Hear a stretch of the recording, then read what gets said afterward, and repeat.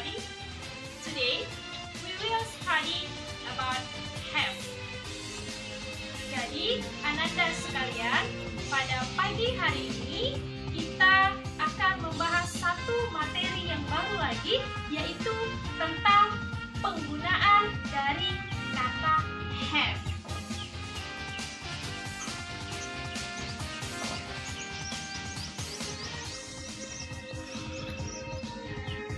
Nah, kata have sendiri dalam bahasa Indonesia kita artikan mempunyai, memiliki, punya. Jadi, kalau Ananda sekalian mau mengungkapkan mempunyai dalam bahasa Inggris, maka kata yang Ananda gunakan adalah kata have. Contoh, saya mempunyai sebuah buku baru. Maka dalam bahasa Inggris, I have a new book. Contoh yang kedua, kamu mempunyai ruang kelas yang baru. You have a new classroom. Akan tetapi, tidak semua subjek menggunakan kata have untuk mengatakan mempunyai. Nah, ada beberapa subjek yang mempunyainya menggunakan kata selain have, yaitu kata has. Nah, kita perhatikan kemarin. Khusus untuk subjek I, artinya saya. You, artinya kamu. We, artinya kita atau kami. They, artinya mereka. Orang yang lebih dari satu orang, maka mempunyainya menggunakan kata have. Setelah have, baru benda yang kita miliki.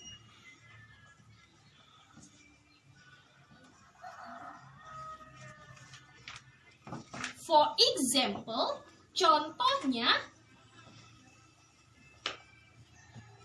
seperti yang sudah saya sebutkan di awal tadi, I have a new book. Saya mempunyai sebuah buku yang baru. Contoh lainnya, we have a good friend. Kita mempunyai seorang teman yang baik. Nah, apabila subjeknya she, subjeknya he, subjeknya it, dan nama orang, nama hewan, nama tempat, nama benda yang tunggal, mempunyainya kita gunakan has. Setelah itu sama seperti yang di awal, benda yang kita miliki.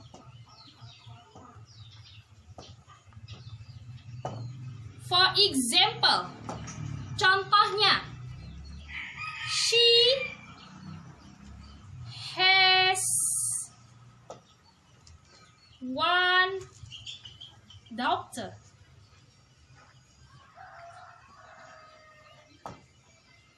Dia mempunyai satu anak perempuan. Contoh yang lainnya, the cat has long tail. Kucing tersebut mempunyai ekor yang panjang. Jadi, Ananda sekalian, yang harus Ananda ingat adalah subjek dan juga pasangannya. Ustazah ulangi sekali lagi. Subjek I, you, we, they. Ananda menggunakan kata have untuk menyatakan memiliki.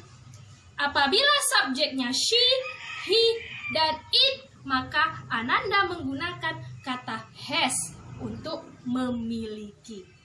Nah, ini semua dalam bentuk yang positif.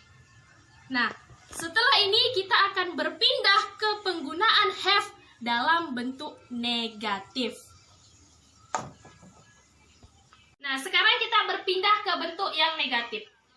Di dalam bentuk positif tadi, contohnya I have a new book. Nah, apabila berubah ke bentuk negatif, kita menambahkan kata do not setelah subjek.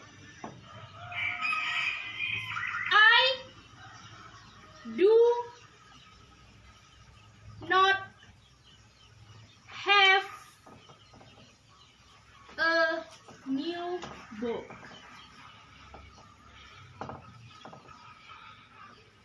Contoh yang kedua tadi, di bentuk positif, contohnya we have new classroom.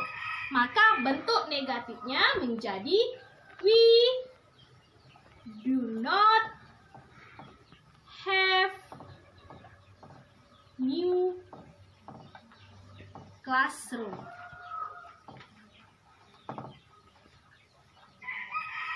Contoh yang ketiga, the cat has a long tail.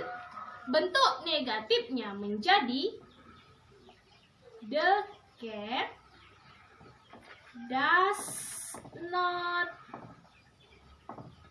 have long tail.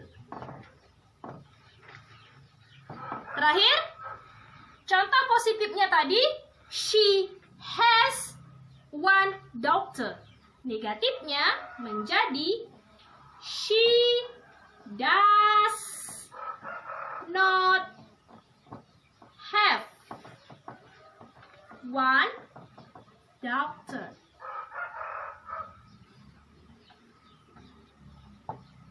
Nah, Ananda sekalian bisa bandingkan contoh di bentuk yang positif dengan bentuk yang negatif ini. Bedanya, dalam bentuk negatif, untuk subjek I, subjek you, subjek we, subjek they. Setelah subjek yang 4 ini, kalian tambahkan kata do not.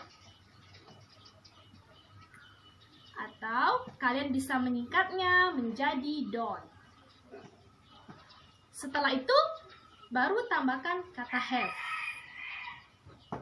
Artinya, saya tidak memiliki, kamu tidak memiliki, kita tidak memiliki, mereka tidak memiliki.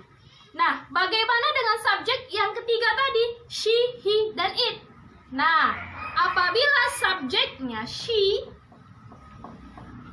subjeknya he, subjeknya it, nama orang tunggal, hewan yang tunggal, nama tempat, maka kalian tambahkan kata does not yang disingkat menjadi doesn't. Untuk mempunyainya, tidak lagi menggunakan kata has, akan tetapi sama seperti dengan subjek yang 4 tadi, kembali menggunakan kata have. Nah, Ananda sekalian, yang harus Ananda ingat dalam bentuk yang negatif adalah kata do not dan juga doesn't. Subjek I, you, we, they, kalian tambahkan kata do not yang disingkat don't setelah subjek. Apabila subjek she, he, dan it, kalian tambahkan kata does not setelah subjek dan tidak lagi menggunakan has, tetapi sama, tetap menggunakan have. Has hanya kita gunakan dalam bentuk yang positif. Nah, tadi kita sudah membahas bentuk positif dan juga bentuk negatif. Terakhir, kita ke bentuk interrogatif atau pertanyaan. Nah, yang artinya kalau tadi dalam bentuk positif, kita mempunyai ruang kelas baru. Bentuk pertanyaannya menjadi apakah kita mempunyai ruang kelas yang baru. Nah, kita bahas di bentuk interrogatif atau pertanyaan, kata do dan kata does kita letakkan di awal kalimat. Nah, do dan does di awal kalimat diartikan menjadi apakah. Setelah itu baru subjek. Untuk kata do sendiri, subjek yang kita gunakan subjek I, subjek you, subjek we, and subjek they. Setelah subjek, letakkan kata have dan bendanya. Untuk kata does sendiri, sama seperti yang bentuk negatif tadi, subjeknya she, he, it. Setelahnya, kata have dan benda. Contoh. Example. Do we have new classroom?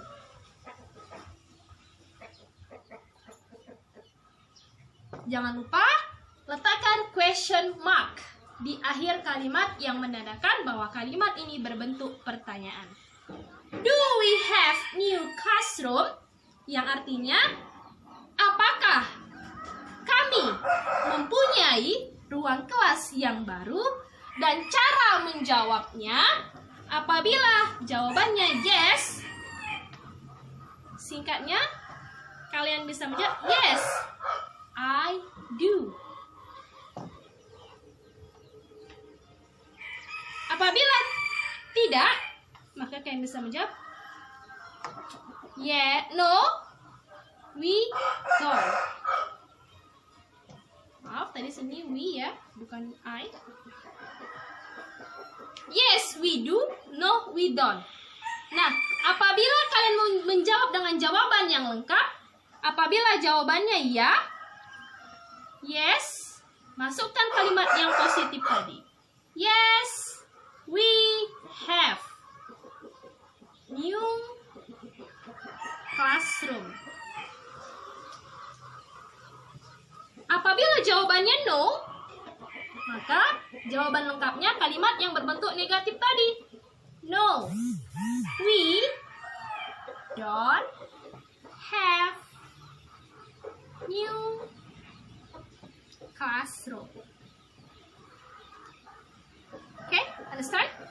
Nah, sekarang kita berpindah ke contoh yang does. For example, does she have one doctor? Question mark. Artinya, apakah dia mempunyai satu anak perempuan? Jika jawabannya ya, yes, she does. Jika jawabannya no, no, she doesn't. Untuk jawaban lengkap, sama seperti contoh yang di awal, yes, she have one doctor, yang kalimat positif. Nah, jika jawabannya no, maka yang kalimat negatif. No, she doesn't have one doctor. Untuk mengetahui apakah Ananda sekarang benar-benar paham atau belum, Ustazah akan memberikan 3 soal saja. Nah, yang pertama, Ananda pilih apakah kalimat ini menggunakan kata have atau kata has. Ananda lihat dari subjek yang digunakan. Soalnya she, it,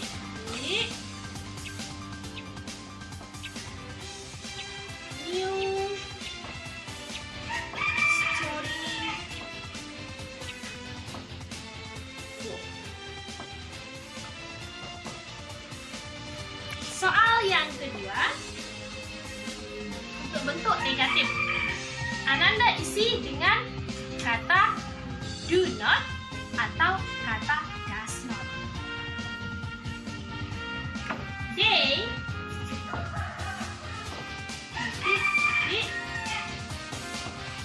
have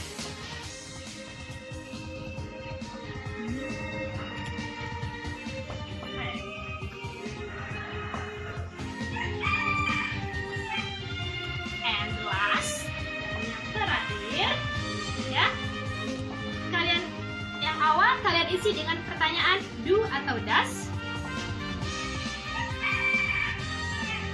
My mother. Selanjutnya kata have atau has.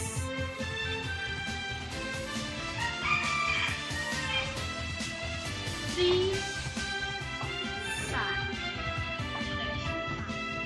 Okay? Thank you for your attention today. Terima kasih untuk perhatiannya hari ini. And we close with say hamdalah, dan kita tutup dengan lafaz hamdalah. Alhamdulillahirabbil alamin. Assalamualaikum warahmatullahi wabarakatuh and see you. Bye bye.